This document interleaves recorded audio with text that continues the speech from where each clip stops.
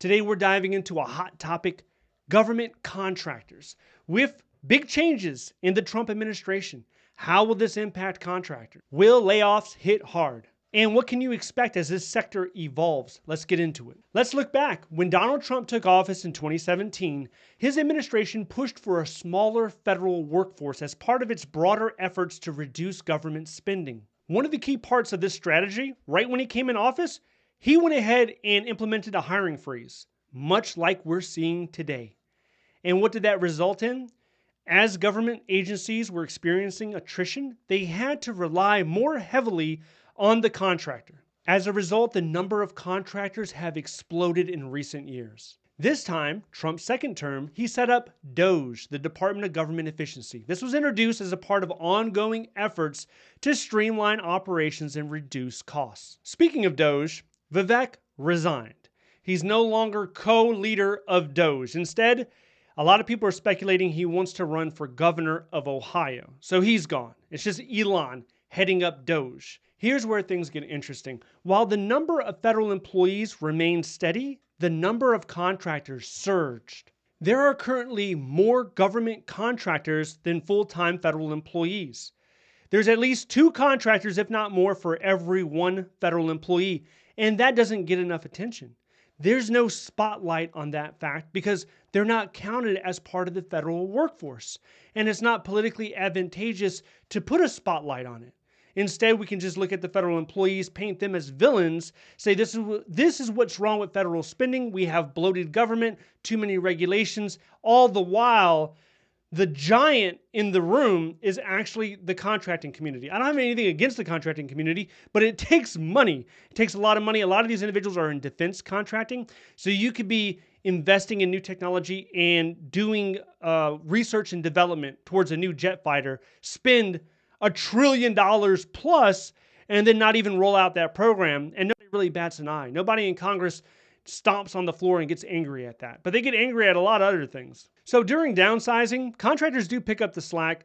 Why does the government like to use them so much? We talked about it a little bit earlier, but there's 2 other reasons. Number one, contractors can seem lower cost. They're paid from a different budget line.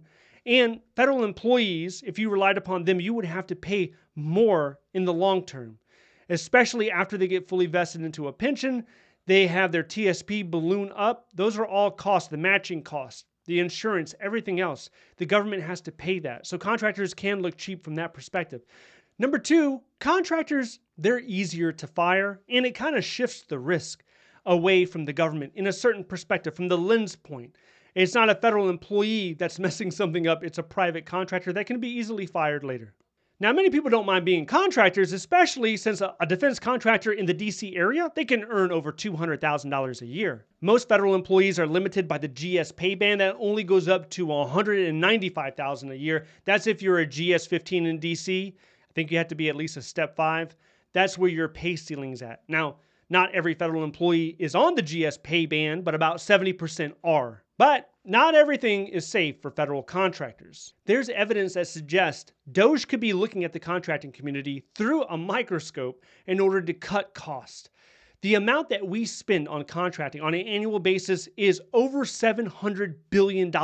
That's close to $1 trillion. And although it costs that much, there's barely a peep that you hear in Congress. There's also other concerns. Excessive contracting can reduce institutional knowledge, and there's been high-profile contracts that have resulted in waste or failure. One example of this was the Affordable Care Act website. That website was a scandal. So the contractor overall in charge of it was CGI Federal, but there were other subcontractors involved. The original budget for it was $93 million.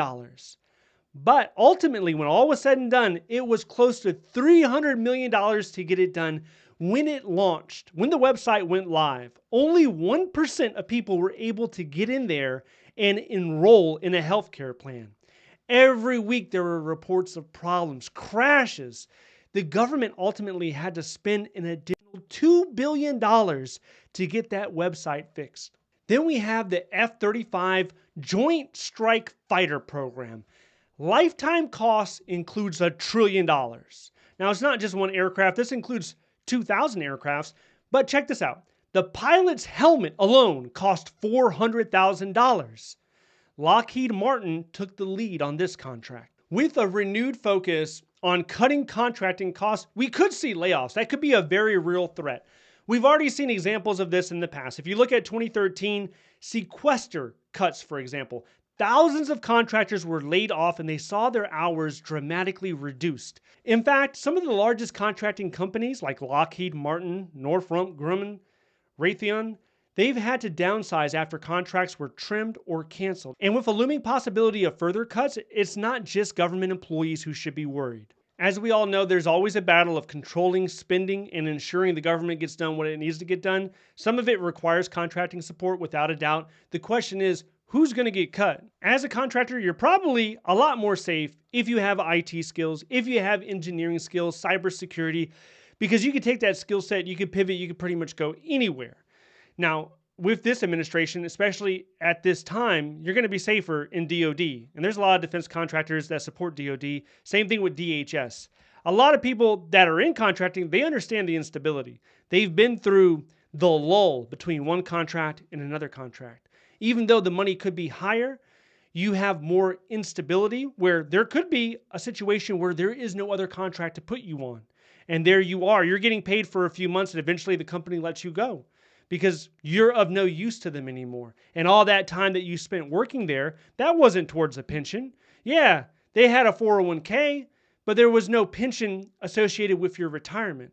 So you're just kind of kicked to the curb and you got to figure out life from that point. The bottom line is contractors, they have a bumpy road ahead, just like federal employees. We're going to have to wait to see how deep the cuts are, but cuts will probably end up happening. Now, if you're interested in a government job, especially as we get closer to the mid-April when the hiring freeze lifts, if you're interested in a government job, I did a live stream recently, answered over a dozen questions about the federal hiring process, about usajobs.gov, about the interview process. If you're interested in that, I want you to check this video out next. If you need a federal resume example, check out the links down below. Thank you so much for watching. I'll see you in the next one.